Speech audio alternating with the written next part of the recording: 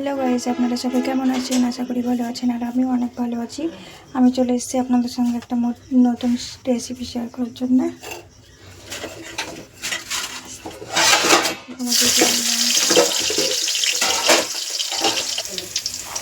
দিয়ে দিলাম মটরশুঁটি,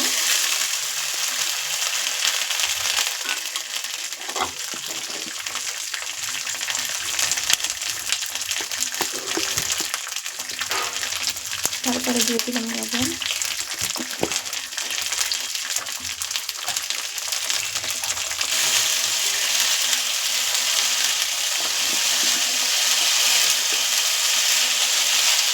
দিয়ে দিব অল্প পরিমাণ হলুদ,